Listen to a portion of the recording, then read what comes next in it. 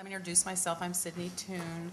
I am an attorney at Pillsbury Winthrop Shaw Pittman in San Francisco, where I share the copyright practice and the media and entertainment practice. Our bios are in the written materials, so I'm not going to go into a lot of detail, just a brief introduction on each speaker. Anyway, so I want to sort of put this in context for a minute. The converged world, advertising in the converged world is our title. So we're in this world. What do I mean by that? We're in this world now where consumers want their content where and when they want it and on their device of choice. We've moved away from the model where everybody watched TV at a scheduled time, and if you missed it, you were out of luck. So, we've got DVRs, right? TiVos. Cable boxes have their DVR devices. We've got online streaming, both from the official network websites and the pirated versions on the YouTubes of the world. And in this type of environment, how do you target the consumers for your advertising, and how do you know who you've reached? Because it's so fragmented. How are you measuring? What are the metrics that you can use? So that's the type of topics we're going to be talking about. And also, how do you control, if you're an advertiser or the content owner, how do you control who and when are getting access to this material? How do you secure it? Do you want to secure it? Do you want it to go viral? Is that beneficial or not? These types of issues. And we're very fortunate that this panel includes people with extensive experience in publishing, in games, television, and actually advertising measurements. So we're sort of getting a broad view. And then I myself do a lot of transactions that involve advertising issues. And then, so there's so many potentials for reaching the consumer. I mean, think about virtual worlds, for example. If you're an advertiser, are you going to put up billboards on Second Life? Are you going to create your own virtual world? I think there's a Barbie virtual world now. And, these companies are rolling out different types of 3D experiences for the consumer that are fun, and they might be games, but also they're promotional. So, and then we've got the MMOGs, the massively multiplayer online games. Again, it's a potential to reach millions, if not billions, of consumers. So we've got this whole changed world, and meanwhile we've got people who sell advertising and people who want to place advertising, and how does this kind of come together? So now let me just say a few words about each panelist. Again, the written materials have the full bios, so I'm not going to go into all of that. On my left is Jonathan Kirsch, who's an LA-based IP attorney specializing in publishing. He's also an adjunct professor in the professional publishing program at NYU.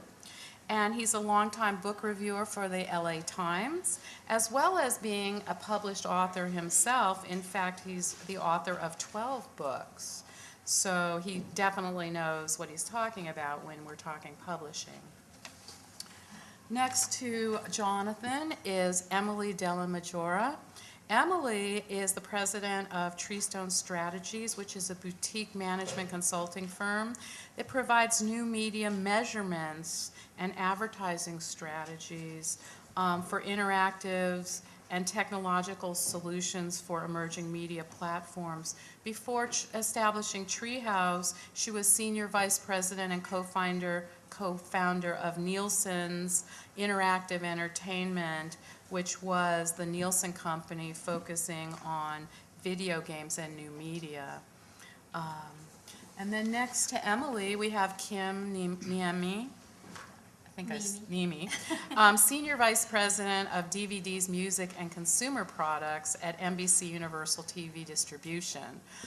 She's responsible for developing and managing, hold on to your seats here, new business ventures for home entertainment, merchandise and licensing, music, and e-commerce sales for NBC Universal Group, which represents NBC, Sci-Fi, Bravo, CNBC, Oxygen, Telemundo, and others.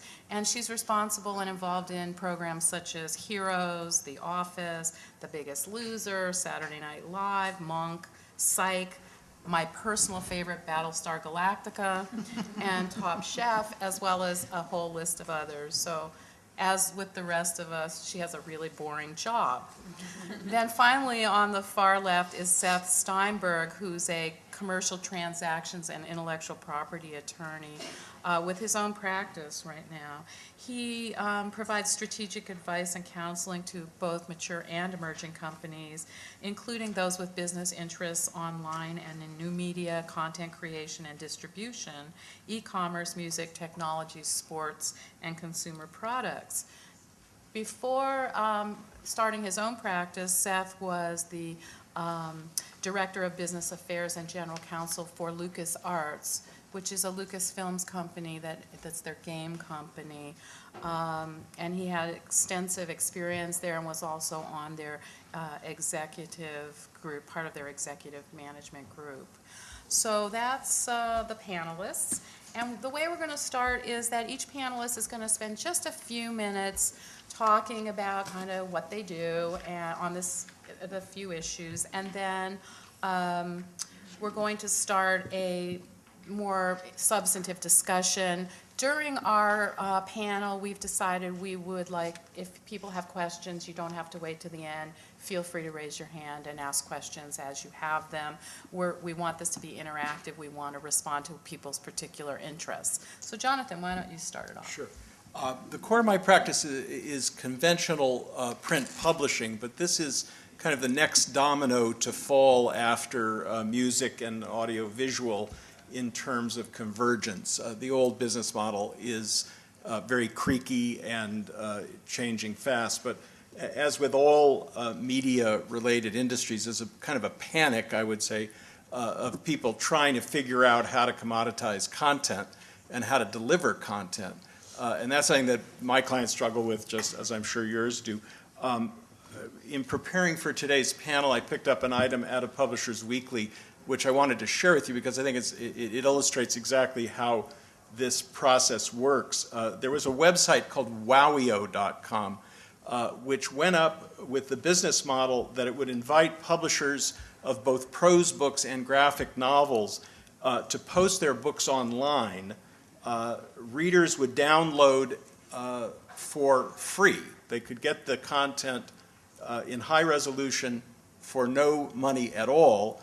The business model was advertising driven, and the publishers would receive a share of the advertising revenue. That business model imploded. The company went bankrupt. It was bought by Platinum Studios, which is an interesting sort of entertainment speculator. Platinum Studios aggregates comic book or graphic novel properties. They buy both comic books and comic book characters really as a speculative investment in the hope that they can merchandise it or license it in other media. But they bought this site and they changed the terms of the participation agreement for publishers, where there was a free look at the entire posted graphic novel or prose book in a low resolution. And then the consumer was offered the opportunity to buy the product for download in high res. And the publisher only participated in the actual purchase. Blue Water Productions, which is a comic book publisher, reported that it had 100 titles at this site. They were viewed 90,000 times for free. They were downloaded 100 times. They generated $50.50 in revenue. Now that's a kind of problem. I quote, there's a quote, this is all from Publishers Weekly. Chris Crosby, who's the CEO of Keen Spot Entertainment, said that they withdrew from this side because it just seems crappy. And it's a pretty crappy deal. But these are the kinds of problems. They're business problems, not legal problems, of course, although it's our job to implement them. But it is an example of the kind of free fall we're in terms of understanding how these business models work. And here we thought that was just happening in the music industry. Exactly. Okay, Emily? Thank you.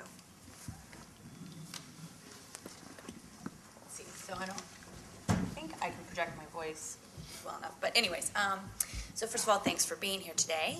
And I imagine I'm going to project some of my own feelings on all of you in that the space of this convergence of digital content with traditional content, to me, is so totally exciting. And really, because where we're sitting is, in the middle of this beautiful paradigm shift. And I was really fortunate to spend the last 6 years working for the Nielsen Company and sat with the video game industry and trying to create solutions around standards and measurement such that areas for monetization, such as advertising, could be valued within an entire marketplace, and thus help the industry grow and be able to set standards for an advertiser and an agency to understand what was being transacted. And so sitting here and just being able to participate in what is definitely the future of where content's going, and the luxury that I've had in navigating throughout the Nielsen Company and understanding all the different data sets and the fusion of data that come together to help validate, I would imagine, from your mindset, from a legal standpoint, and resources and information that you would want to look to, whether it be to support your clients or to help understand marketplaces. Those are some of the things I'll be touching on today, and will hopefully be a great resource for you. Great. Kim? My group spans any ancillary business. So basically, any owned and produced content within NBC Universal Television Group, it's our job to find revenue from them in a product form. I'm also really excited about the juncture of where we're at. I actually came from the music business. I spent 11 years at Capitol Records, so I know very well where that business can go and how quickly, or not quickly if your eyes are closed, things can happen from a business model. But what's been really interesting, and what I hope your questions come across and what you see, is just really the convergence and the importance of people understanding that there's still the main driver is physical product, right? But if we put our heads in the sand and we don't pay attention to how people are consuming their content, and we don't put a model together like we're talking about where people can get paid for their content, they will buy it. We just have to put the structure around them to give it to them so that we can continue to create more content.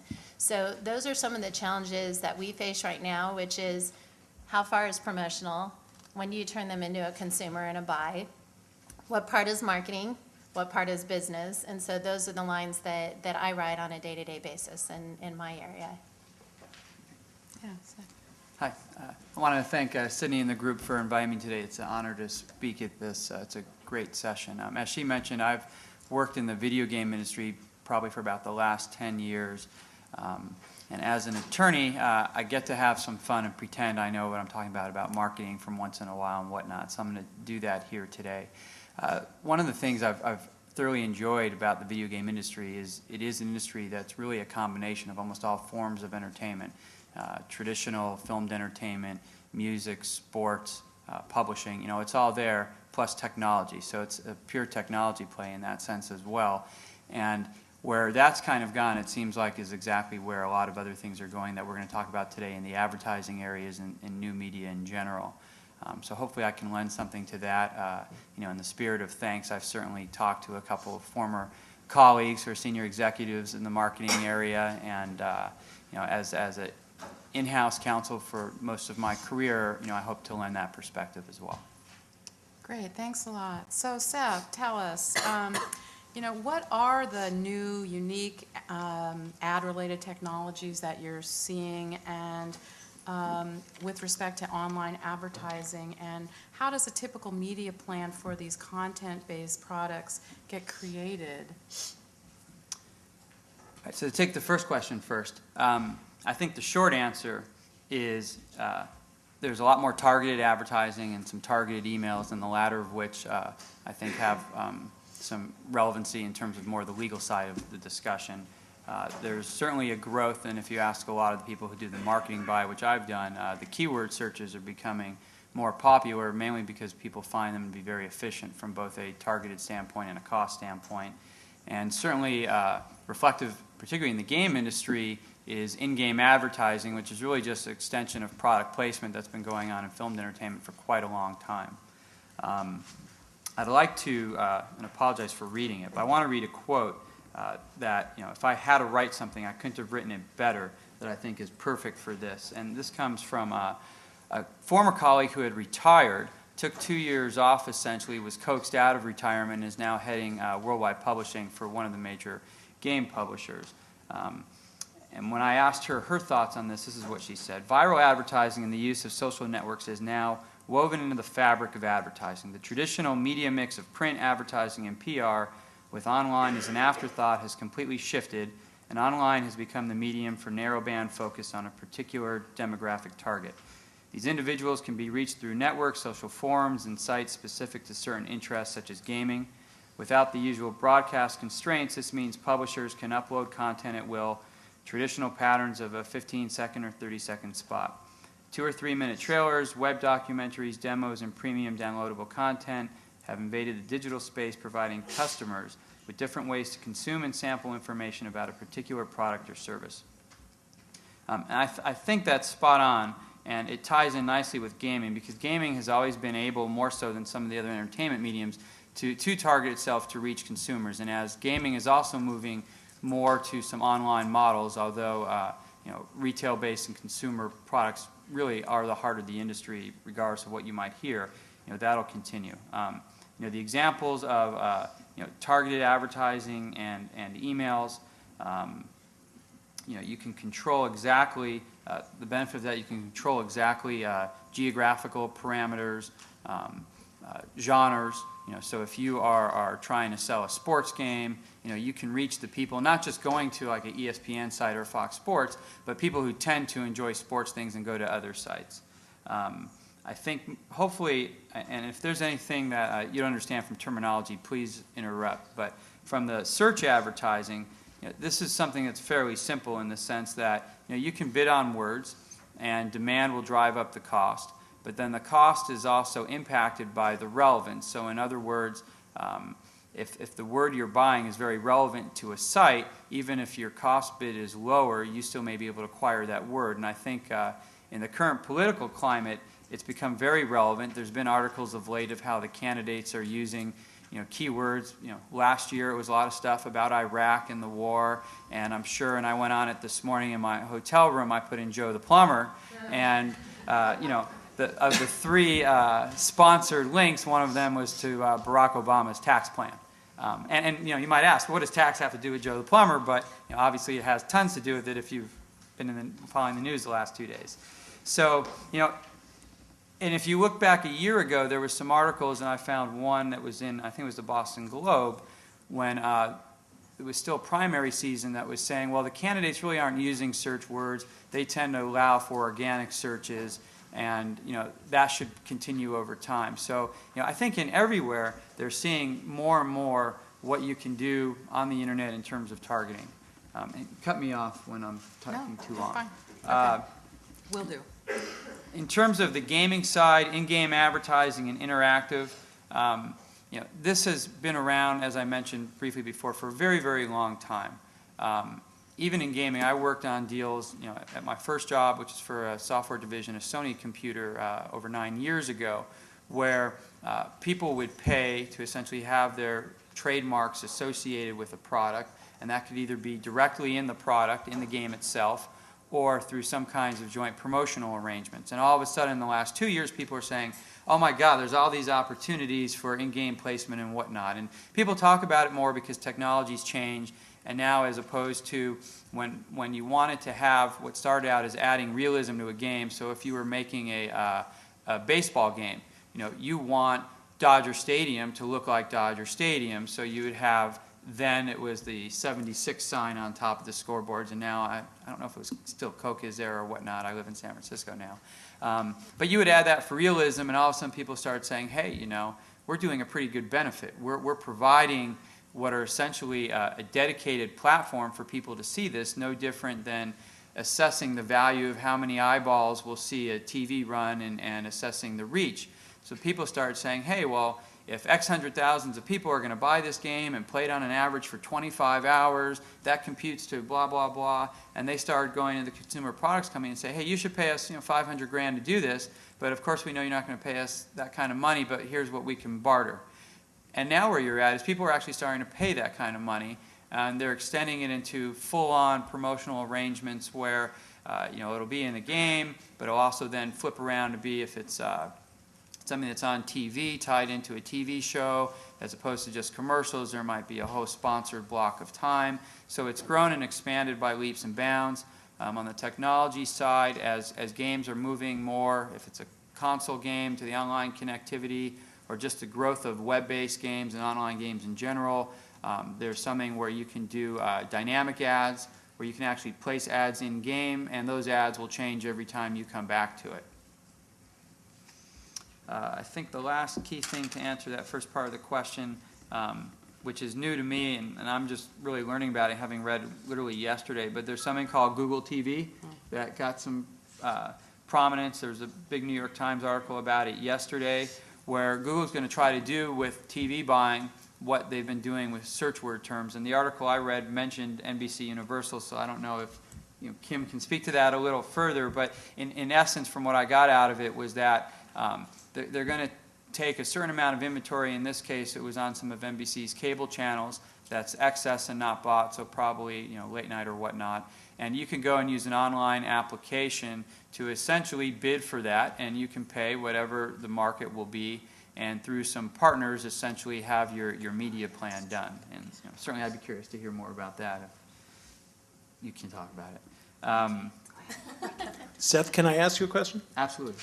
If you're showing Dodger Stadium in a game, and Coke has paid for signage at the real Dodger Stadium, are you free to put the highest bidder on that stadium? Isn't that part of the right they bought? Yeah, well, it gets so any game that's based on any of the major leagues, so they're licensed games as opposed to a generic baseball game, you're going to have a lot of parameters imposed by both the leagues and the Players Association. So the bigger problem, and this would be Coke is on Dodger Stadium. Coke is a sponsor of Major League Baseball, but the Players Association has a deal with Pepsi. So usually you wouldn't be able to show them at all. So what may have been a more practical example would be a lot of the extreme sports-based games. So these aren't tied into any licenses. So if you have a snowboarding game, so a current one that's pretty hot in the market from Electronic Arts is SSX, you'd put like the banners that you would find on the mountains, and they would have a lot of hot energy drinks, bikes, Trek bikes, K2, that kind of thing, where you don't have those other parameters. You still may run into issues from time to time if you're doing a game which Ubisoft has a Shaun White snowboarding game coming out. So Shaun White might have some kind of competing deals with the sponsors you want to have in your game, and then that becomes a contractual issue. Okay, let's move to Kim for a few minutes. Kim, so tell us a little bit about NBC Universal and how you handle e-commerce as opposed to your in-store products, and how you reach your consumers to promote those types of sales. So one of the things that we've noticed over time is that our fans, they're core fans, so they're really looking for product right away. And if you've worked in the real-time world, you know that we can't move product that quickly into stores. And usually the core fan that's there, even with something like The Office, where it's a talked-about show, it takes retail a long time to catch up to that. So what we've done is we put together an e-commerce platform. So every one of our broadcast networks has their own store. And inside that store, we have a retail operations group that they're working day to day with the production company to determine what's going to be kind of the tagline coming out of the show, what's going to be a funny story point. And we're creating that content, and we're making it available through the e-commerce store. So it's an e-commerce world, but it's a physical product, obviously, that they're buying, where it might be of interest to you, and how maybe two parts that are interesting is that, one, how do we get those people to that store? So one example, if you're familiar with The Office, they had a bobblehead in there. And that bobblehead everybody just talked about and thought was so funny, so we worked with the production to create our own bobblehead, and we made it available exclusively online. How do you tell the fan that it's out there, other than obviously the core fan's really smart, they're going on blogs, they're going online? Well, we're placing our banner advertising everywhere the fan is, and we're also using the power of television to run a little snipe to say, hey, go buy the bobblehead. The interesting thing about that is that people say, oh, no brainer, you've got your 10 million viewers and you put it on air and that's going to drive most of your sales. Well, interestingly enough, that doesn't drive the bulk of our sales. it is important to put in there it as a catch-all, but it's 10 seconds. Where you're really going to get people is through the fan sites, the blogs, places where the fans are talking about it and picking up on it. And that's where we spend our time putting the advertising. And then fans do a lot of our legwork. They go around and start telling other people about, hey, you can get this item here. The second piece of it is that people are also looking for virtual content. So .com is a really important partnership of ours. So we work closely with NBC.com, whether it be webisodes, whether it be maybe a storyline that exists only online and we're creating product from that line. Maybe they simply want to get access to something about Dunder Mifflin or something unique. So we get a lot of our creative information from online. We advertise appropriately online, and as a result of it, we've seen tremendous sales. Now, how does that affect the retail world? Well, it's great, because now we've come up with all these products that our fans want and they've driven. It's very easy to walk into a licensee at that point, or perhaps a retail presentation that says, you know, you really should carry this item because we're selling hundreds of thousands of these items. So it really is a converged world already for us. It's critical that part of what Seth was talking about. When the advertising comes in, we do a lot of licensed games. We do DVDs. We are constantly being approached by our ad sales group, or we actually are going out there and working with our ad sales team to say, how can we integrate that partner into our physical product, whether it's in, you know, a virtual world, whether it's a physical game that they're going to go buy. And by the way, if you know about the gaming industry, we don't put a PC game out without the casual game version, right? Because we know everybody's going there. Now we want them, we have our share of free games and people download them, but those are the kind of inexpensive and not to knock mobile, because mobile's a great business and they pay for very basic gaming, but you know, they're basic games, and so you have to invest a lot more money into a more casual game or PC game, and so we want people to download those. So we're constantly, I think one of the reasons where it sounds like our job is an overview job, but the beauty of it is, instead of being siloed in a business where all I do is game, or all I do is a book, or all I do is this, what NBC's really tried to do is tap into all of those areas, whether it's in advertising or not, and everybody has to work together. So while we're all focused in a core area, if somebody isn't looking at the overarching view of where it can go, then you're not able to maximize your exposure for that. So I think that's been the marked change over the last few years. One example to help as well, we used to do the direct response ads where we would spend a lot more time telling people 30 seconds, 60 seconds, hey, go buy this movie or do this on air. And we would get at that time probably about, I would say 80 to 90%. We had to put the phone number up, people had to call, it had to come through. And then we realized that we couldn't afford to do that because first of all, they were asking so many questions on the phone call that the phone call and the customer service rates were so expensive. So the illustration at this point is that you know where the business is going. We knew at that time that people needed to order online. We were perfectly capable of ordering online, but our consumer wasn't ready to order online.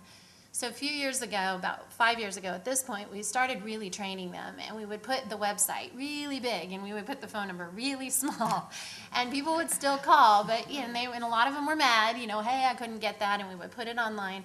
But you start to train them, and eventually, as long as you're careful about your customer service and your feedback, and that's your most important thing, they're fine. They just want to know that they're going to get their order and that they can get all the information that they can get. So we really focused on training, grabbing them, training them, and then being everywhere they were online. So now you see today, fast forward, you see that we've had to continually evolve. We can't just plan on, hey, website.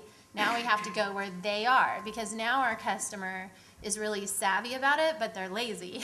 Now they don't want to go search everywhere. They just do a keyword search. So if we're not in keyword search, we're in trouble.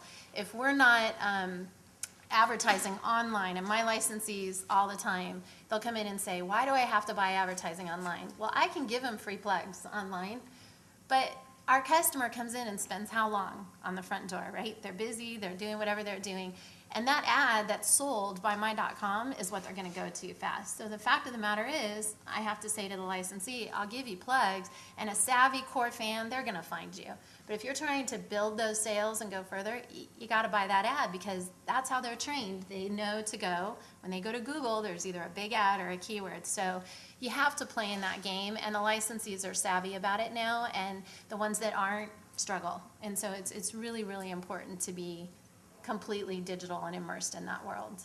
So do you, you're talking about basically reaching the consumers digitally for real product sales. Do you also have purely digital products that you're selling? Can you talk a little bit about that? Yeah, I would say we're in the training mode of that piece.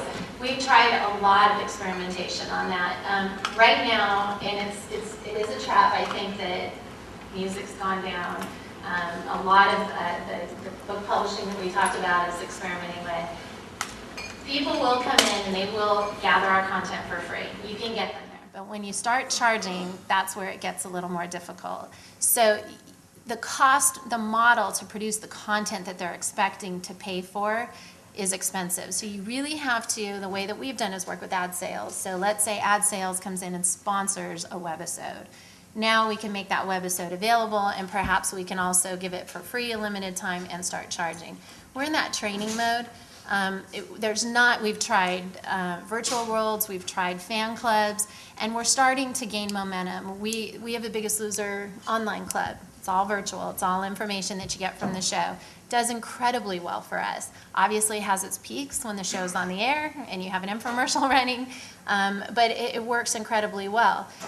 There's a challenge internally with corporations and with IP owners is that they're also trying to drive traffic to their website. So one of the challenges that I face, again, is riding that line of how many eyeballs you're trying to get to the site for that free content that you want to know about Biggest Loser. That's important, that's an advertising model.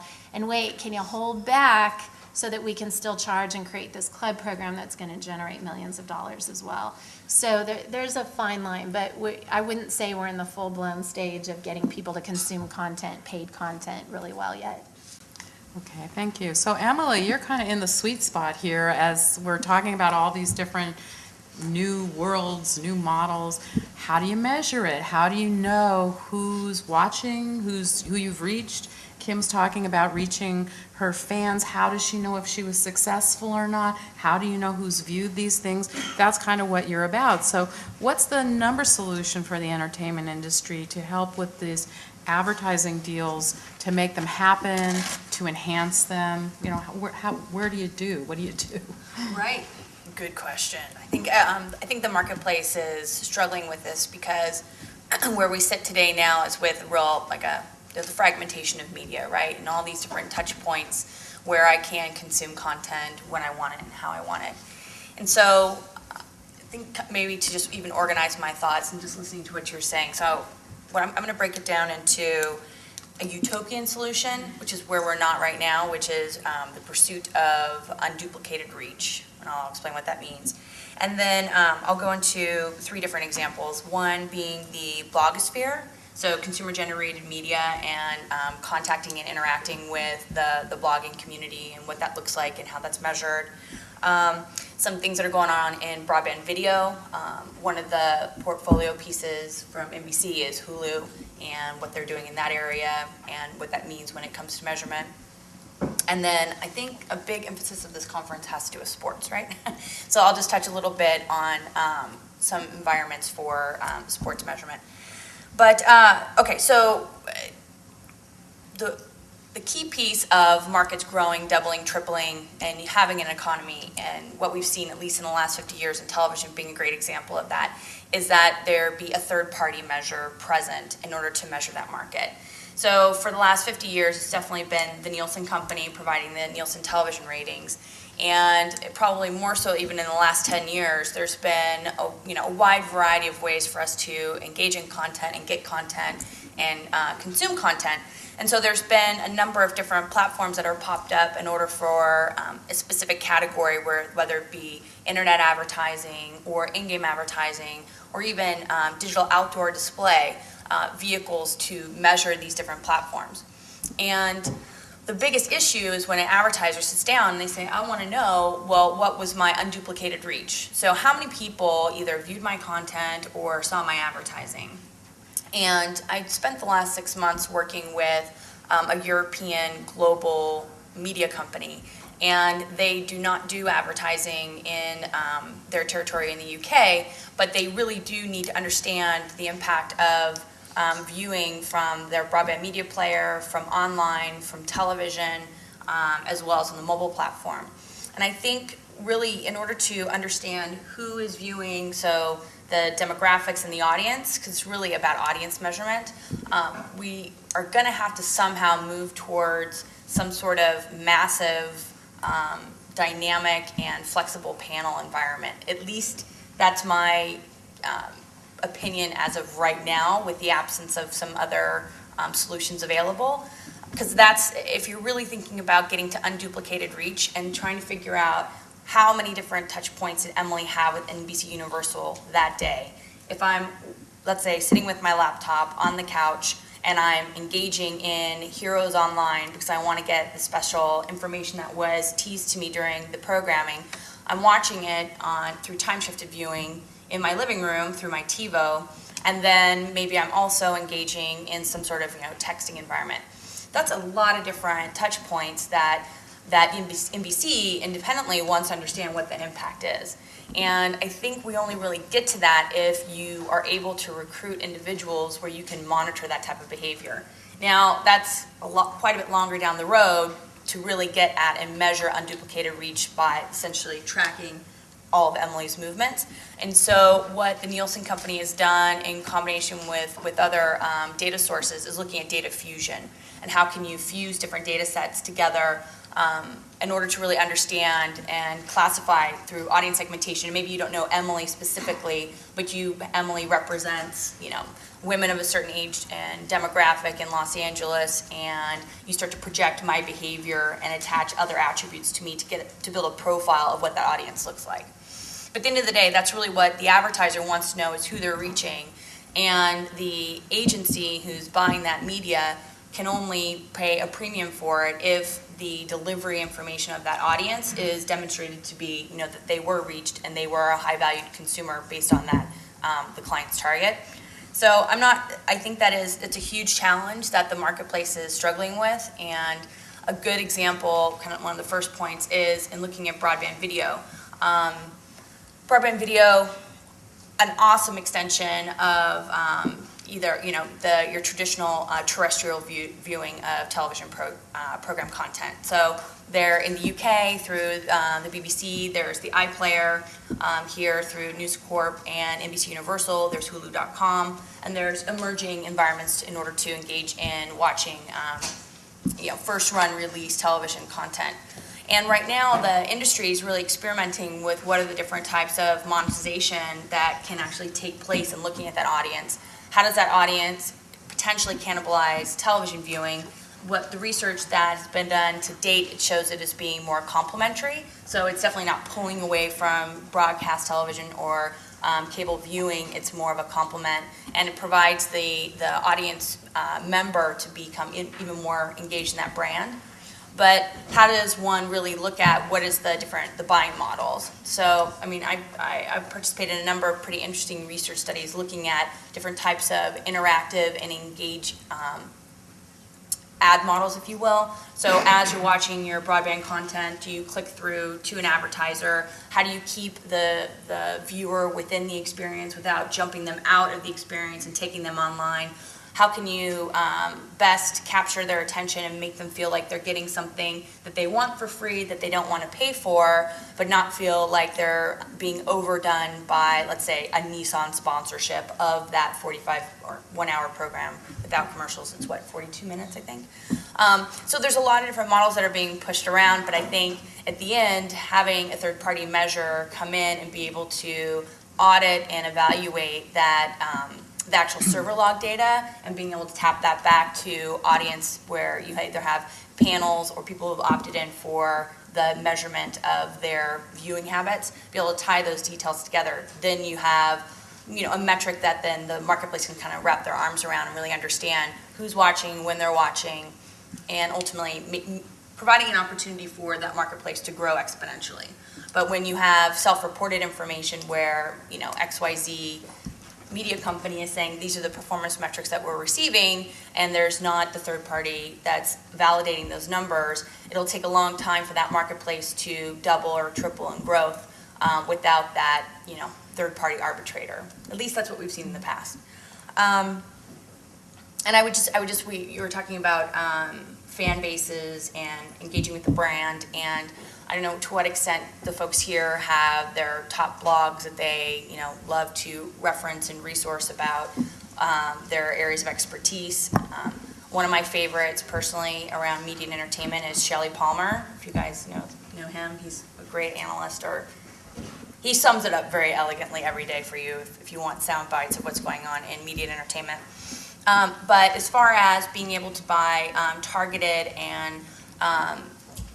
advertising into the blogosphere, there is a website called blogs.com, which is an overall aggregation of the blogosphere's behavior. And the blogosphere's, for the most part, that behavior is all recorded and managed by a company called 6 Apart. They've got 3 to 4 blogging technology platforms that they acquired. So there's like LiveJournal and TypePad.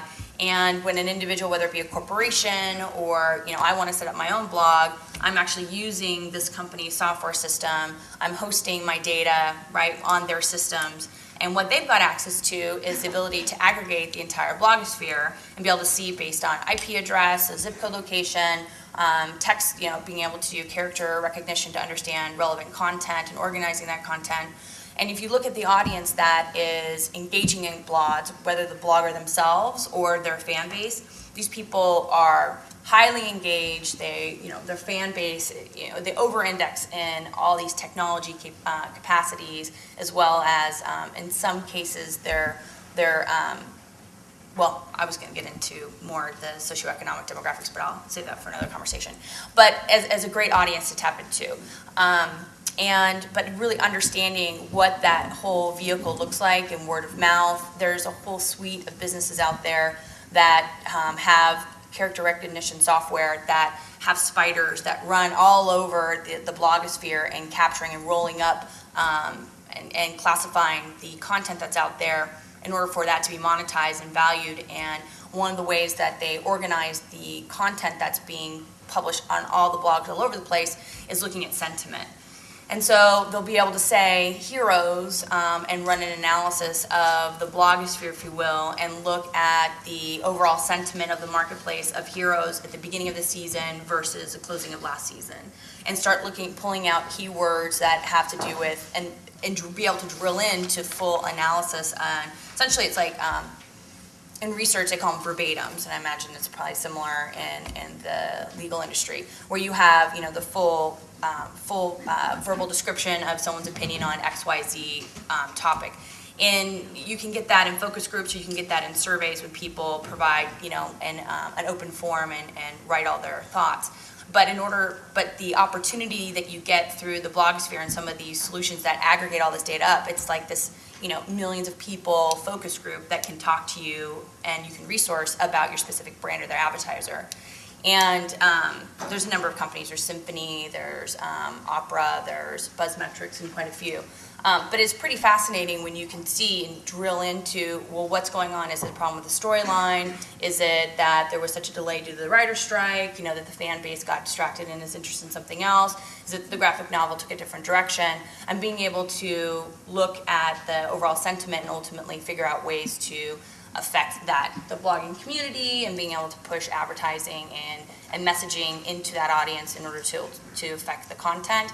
But at the end of the day, these are data sources that you can get at to really understand the audience, the behavior, the usage in a new media environment for advertising purposes.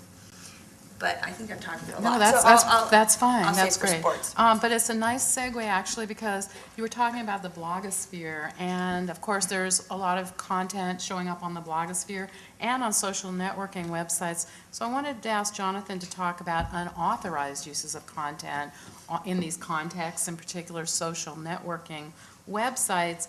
And of course, as we all know, often these little webisodes, snacks, clips, whatever they are, go viral. And so there's clearly some benefit to the advertiser or the content owner from that. But on the other hand, they've kind of lost control. So the question for you, Jonathan, is, does an intellectual property owner have to live with this environment where consumers are basically making free use of the content? And as a practical matter, you know, are there any remedies that you could use for this type of viral marketing that's outside of what's been authorized? Sure. We actually, in my practice, have some recent experience with this, with MySpace, and I think that it's fair to say that if copyright-protected content finds its way to a social networking site or a blog or anything else that's internet-based, you have a powerful remedy and a cheap and effective remedy in the DMCA. Internet service providers will generally honor a takedown notice if you serve it properly and if it's proper in form, and that'll unplug the content for you pretty quickly.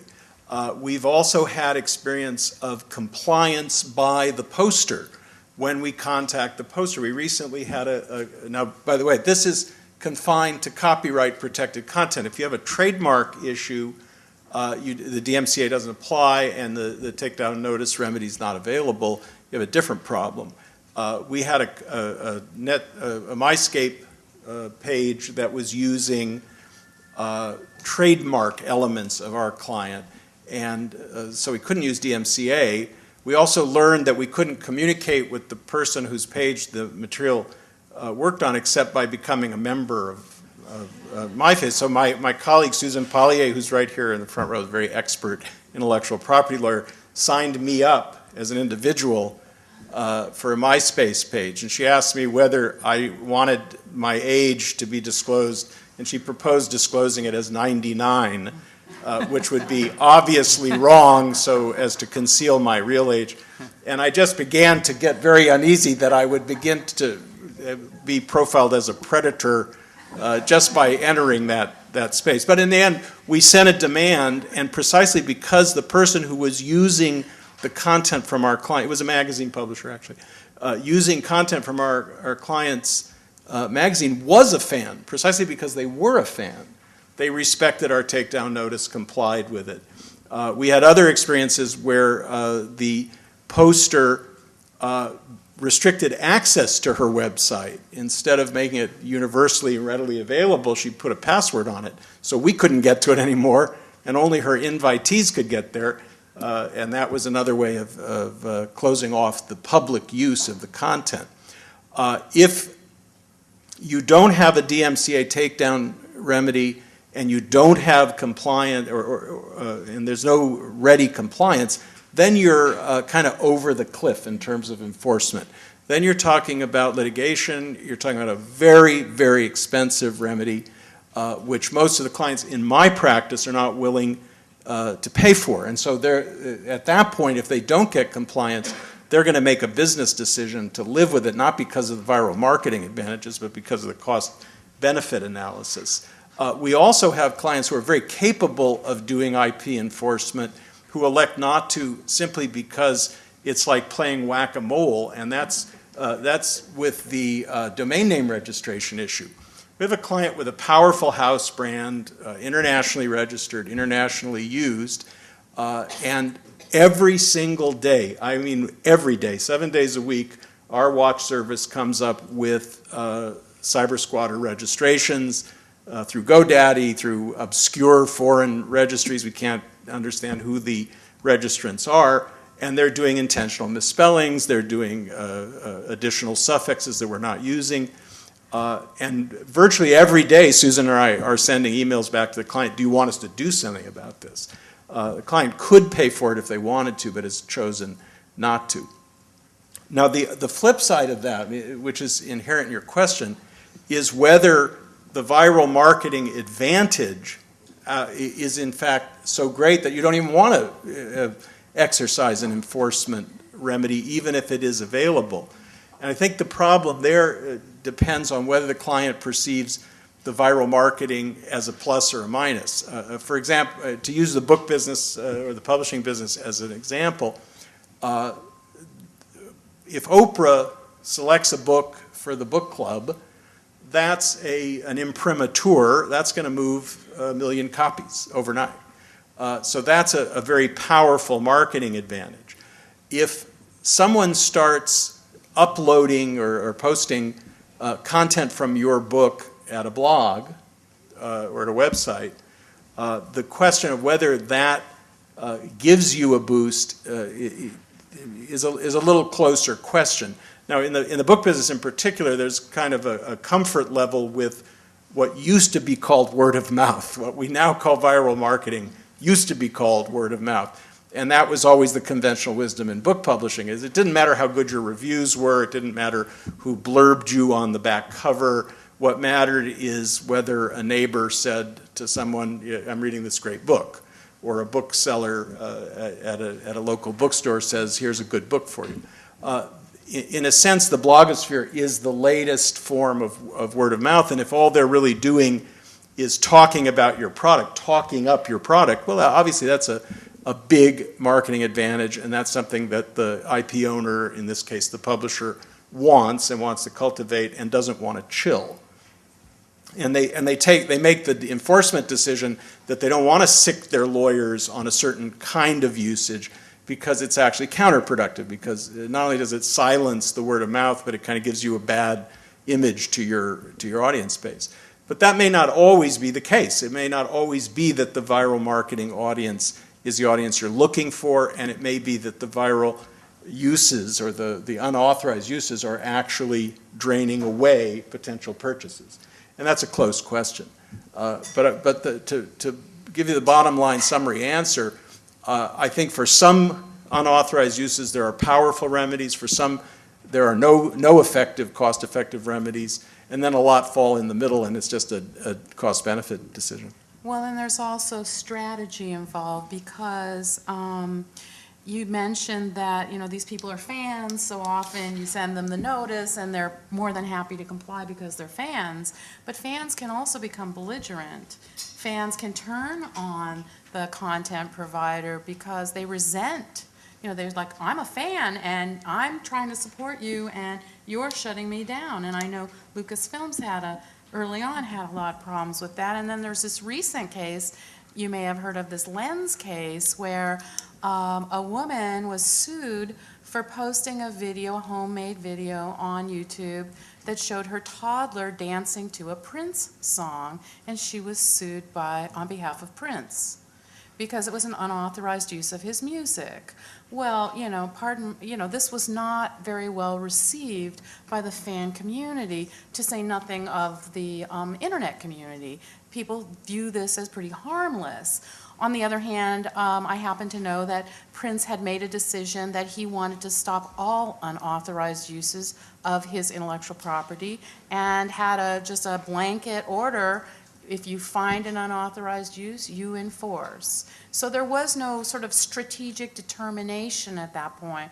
So I'm wondering, Jonathan, what do you think are the pros and cons when you said sometimes they sort of take a deep breath and decide to let it go?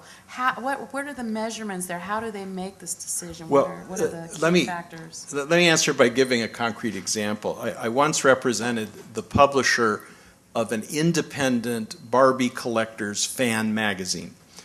Now, this is a real subculture, a dedicated subculture. Mattel, well, they've always been very, I don't know if you have maybe Mattel lawyers here, but they've always been super litigious, and they've had a recent kind of Pyrrhic victory against Bratz. But the year they sued my client, who is a small magazine publisher, they also sued over a Nissan commercial and over a video. I think it was actually a Universal product, a music video. So they were very controlling. They wanted to get in the market and clean up all Barbie references.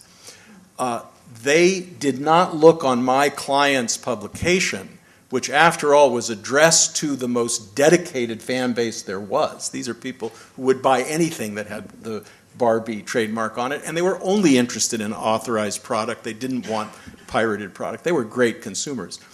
Mattel said, we're going to solve this problem by readily offering you a free license.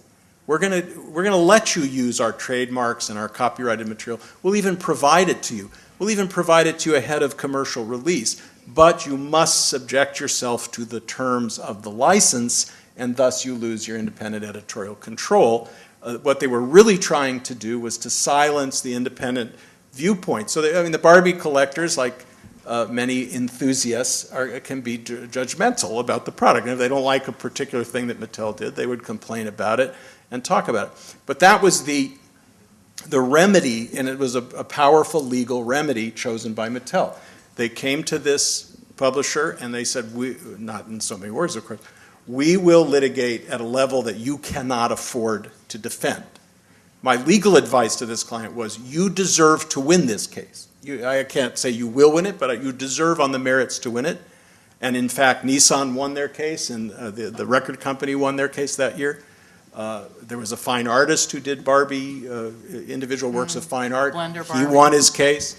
The client could not pay the costs of defending the case on the clock, and so he took the license. Now, that was the way of Mattel had of containing the problem while allowing some, what we would today call some kind of viral marketing.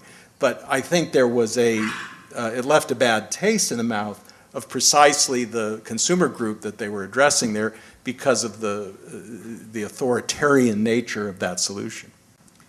Yeah, that's really interesting. So Seth, we've been talking a bit about viral marketing and these videos floating around, user-generated videos, user-posted videos. But I know that sometimes companies actually prepare these videos and then post them under the guise of being created by a consumer. So how does a company do that? What are the legal and practical issues around that? And what kind of strategies would be relevant for that? Well, we were talking about this before the session began. A great example is there was some video, I think it's about 2 months ago, called Wendy's Crazy Lettuce. And the example is that, Wendy's is one of the few fast food chains that has not jumped into this. Burger King's been a big leader in the segment of having a lot of these ads. You may have seen some through YouTube with Jay-Z or MC Hammer, a few other rappers. But they hadn't really done it, and they said, we want to do it. And they did it. And the issue from a pure legal standpoint with the viral marketing is that the source of the advertisement, because at the end of the day it's an advertisement, is not disclosed. And if that's not disclosed, that could lead to other issues. So Wendy did this ad. I've seen it now a number of times, and I still don't really understand why there's any benefit to it. But at the end of the day, there was something on there that said it was done by Wendy's. So what happened was that they pretty much got ripped in all the blogs related to that about, oh, they're just trying to imitate what's supposed to be user-generated, this is horrible, I'm never going to buy a Wendy's hamburger again. So it gets back to the discussion with Jonathan about practical versus legal and what you're really doing. I think you're starting to see those kind of wane away because of a lot of the other legal concerns with them. The ramifications can be, it's basically a false advertising to the extent you're trying to portray something as being somebody else's content. So that could lead to cease and desist orders, civil penalties, and corrective actions through the FTC. I think you're seeing that go away more as companies do become to understand it better. So the big consumer product companies are either steering away from it or have now worked on it long enough that they're trying to figure out ways to address these. One thing you'll see if you watch a lot of these videos is sometimes there's a little blip or some other kind of designation that then if you really care and you search through will lead you to the source of the advertisement. So that kind of helps address that. That's interesting. So, so Kim, we were talking about, you were talking about techniques that you've used to reach the viewers. And I know that in the Converged world, this whole sort of three-screen solution, as we call it, delivery to the mobile device, the computer, and the television, has led to it's actually affected the way that content is created in the sense of, I know that for younger people, they don't mind watching a movie on a 2-inch screen, but at my age, I'm really not interested in that. And so, we've got the development now of webisodes and what are called snacks. And it seems to me that it's also really important to grab the viewer's attention right away because they're surfing around on the internet, they have a short attention span. How do you kind of fit into this space? What kind of techniques do you use to grab your fans right away? That's a good question. We work really closely with the productions, and I think the thing that you're hearing from everybody is just knowing your audience. And that's what goes into the creative development. So we're day-to-day with our producers, and we're talking with them, and we understand where they're online, and that gets considered when they're creating a program. They're thinking merchandise, they're thinking webisode, they're thinking blogs, they're thinking the way their fan is thinking. And so I'm sure you've noticed it lately, and the comedies are obviously easier to do it, but dramas do it really often as well, and sports does it all the time. I mean, we have the Do Action Sports Tour, we have Olympics. I mean, we're capturing people where they're at. We have viewer-generated content, we have webisodes, we have profiles based on the feedback that says, hey, I want to know more about so-and-so. And that really is weighed into the development of the content, and it really is 360. I mean, you really do have to think about, can I use this same content in multiple ways? We also shoot it differently. An example would be reality programs or sports programming. If someone's seen the sports content or someone has seen the reality show, for me to simply put it out on DVD or to make it available for review, well, I should go to Hulu and watch that, right? I don't have to go buy it. I don't have to go get it somewhere. So from our perspective, we're creating new content alongside our existing content. And that's the conversations you hear all the time with the Writers Guild and different issues that are going in there, is that in order to make a show successful, we have to reach people in many different ways. In order to keep the core fan, you have to sometimes go far beyond the TV show. When our generation, you grew up and you watched the show and that seemed to be enough. Now you have everything from a fan magazine, which could be a licensed product, or it could be an actual true fan magazine. And oftentimes our worlds are colliding all over the place. Should I save it for .com, or should I put it into this, added value DVD? Should I save it because I'm going to be on the cover of People magazine, or should I save it for my licensed partner who paid me for that content, And you're constantly weighing that balance. So you just have to look at it together, and you make determinations based on how you believe the fan will react to it. And I thought that was an interesting case study. And oftentimes, logically, the answer is there. If it doesn't feel right and you're going to go after the little guy who's your fan, you probably should think twice about it. If it's a deliberate, intentional use to bypass your direction, you should deal with it. And unfortunately, you have to deal with that all the time. But there's a balance, and I think if you ignore that, you really, really do experience backlash really quickly. So we talk to the producers and the content, and everyone from a current exec to a network exec, to the licensing group, to the home entertainment group, to the .com producer, they're all weighing in, and they're all coming in with that mindset, and everybody has to share that information in order to be successful. You really, synergy is a way overused word, but if you don't figure out how to tap into everybody, it's very, very hard to extend your brand in content and get paid for it. You really do have to work together in all these areas, because the money's going, even though it's complementary, a little less money is being spent on physical content, a little more attention may be spent, recording shows or going online. So you have to share it. You have to work together to make it work. Yeah, this last season of American Idol, I confess, I got caught up in it. I was very interested. And one week, for whatever reason, I had it set up to record on my cable box, and it didn't work. It didn't record. So I'm not a big YouTube user for various reasons, including that I'm a copyright lawyer. Anyway, I suddenly had this epiphany. It's research. Yeah, research. I had this idea. I thought, oh, I know. I'll look on YouTube to see if last night's performances, some of the, the people I liked had their performances up. Well, I discovered, interestingly, that every single performance from the night before had been posted, and not by Fox or American Idol, not by Fremantle, not by Fox. These were clearly people taking pictures of their TV screens, I guess. It's not the best quality, but I was able to watch every performer, and then I also want to say, I don't like the auditions, right? I only like watching the good people. I don't like the part where they make fun of the bad people, so I don't watch that. But interestingly to me, I discovered that not only was I able to watch the clip from the night before, but I was able to watch all of their auditions. All of it was there on YouTube. So in this environment, how does an advertiser know if their buy has been successful? How do they know if they've reached the demographic and the people that they're trying to reach? I mean, Emily can probably Yeah. answer. I mean, That's- that's our challenge. I mean, Right. that's the Yeah. thing you look at every day, and that's partly what I was talking about. How do you create new content if you can't pay for it?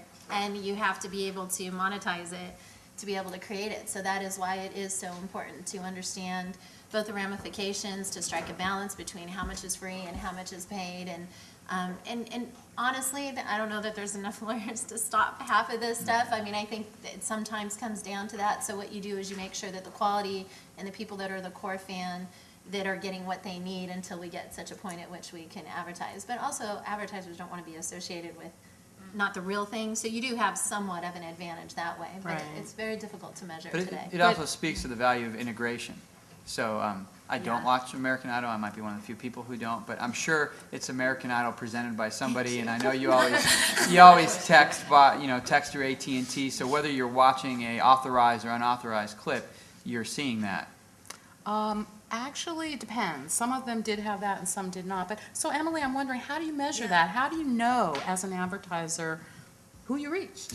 So there's the what happened, right? So there's the traditional media measurement component. So there's the online ratings delivered by Nielsen Net Ratings, Nielsen Online, and then there's ComScore. There's television ratings that are provided by Nielsen Media Research. But when you really get into some of these more qualitative pieces and really trying to understand, did this advertising, whether it be in-game or online or in your broadband media or all these new platforms, right? There's different levels of what people do around advertising effectiveness research. And in many cases, this work is commissioned by the advertiser's like interactive agency. So that would be Omnicom's division is OMD, and within Starcom Media Group, it's SMG Play. They do a lot of work around in-game advertising. But the point being is, when you're looking at advertising effectiveness and you're looking in the online space, and let's say my clients at MySpace were really trying to understand the impact of advertising they were doing to drive opening weekend box office when they were specifically advertising a specific film. There's types of research that you do, and all these types of research really revolve around a pre and a post. And so you have the specific audience, and let's say the case being MySpace, who are MySpace users, and you get an entry-level baseline of their awareness of, let's say, like general telco brands or general snack foods or automotive. And so it's pretty much blurred. The individual doesn't know exactly what they're being researched for.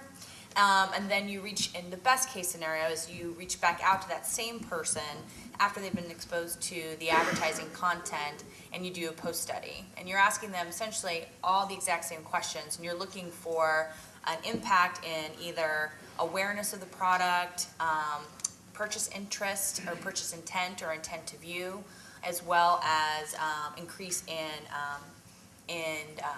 brand affinity, right? That this is something I'm now very interested in. And so you have metrics that you can look at to value those performance data points. There's solutions for online, where there's a company called Dynamic Logic, where Old Spice wants to really understand advertising inside of on Fox's American Idol site, and Dynamic Logic will intercept people who are being exposed to an advertisement, and you'll take a quick little web survey, and they're able to marry up the click behavior data to the survey respondent data, and that can provide really interesting information to Old Spice as an example, so that way they know that this is a medium that they want to continue to invest more in, or they may choose to scale that back. And I think when it comes to a lot of these more experimental platforms, and this happened a lot for in-game advertising, that you don't, and especially without a third-party measure, the budgets for advertising in these media types where there's not like the Nielsen TV ratings, you really are a tertiary consideration from the media planner. So you don't get to be a part of, let's say, for a long time, MySpace didn't get to play as a part of the main media budget. They were considered more experimental. After the entire broadcast cable, outdoor, print, all that was already planned, and they figured out what their GRP allocation would be, how they were going to deliver on a certain audience. Maybe they'd throw like 50 grand or something to do an experiment with MySpace. And that changes over time as you create new types of research to get into the consumer psyche and understand the impact, that those more qualitative values, the impact of that advertising. And what I'm seeing is this, which I think is extremely cool, is this whole next generation of advertising effectiveness through neuroscience research. So let's say in the past, it really was, whether it be a focus group or you take an online study or a print study, and you're doing that kind of pre-post analysis that I was describing. Today, what we're seeing is, in order to really understand engagement, and whether it be intellectual engagement or emotional connection to a specific brand, whether it be integrated into, let's say, ESPN programming or ESPN programming an advertiser who is engaged within the content, within the program, and then being reinforced online. What we're seeing, it's really very cool. It's a three-prong approach, and so it's essentially, there's an EEG, so it's this cool little hat that you put on your head that reads your brain waves. Then the next piece is eye tracking. So while you're wearing the cool little hat that's very attractive, you have this eye tracker that's watching your movement of what you're looking at on television or where you're navigating online. And then the third is there's this thing called GSR, so it's this galvanic skin response. So essentially what it does is it can track like the goosebumps or the texture and what's going on with your skin. So these three different data points. It might be mine. It'll stop now. It's like my backup science fiction music for my science fiction research. But anyways, those three data points, they triangulate, and you're able to really track engagement. Because when you're thinking about things in our society today, and everyone keeps talking about like fragmentation of media, all these multiple touch points, like it's really, I think the majority of everyone here has been really lovely. Like people are paying attention and taking notes. The rare individual here, right, is texting or on their BBM or what have you. But in today's society, there's all these things that are going on all the time. And so being able to really tease out the motivation and how people are reacting to television content, online content, mobile content, and that advertising within that, the neuroscience research has been really very, very, very interesting. So that's my advertising effectiveness piece. All right, well, we have a lot more interesting things to talk about, and it's a fascinating subject, but unfortunately we're out of time, so I have to let you go. But thank you so much for joining us, and please thank this panel. Really fabulous.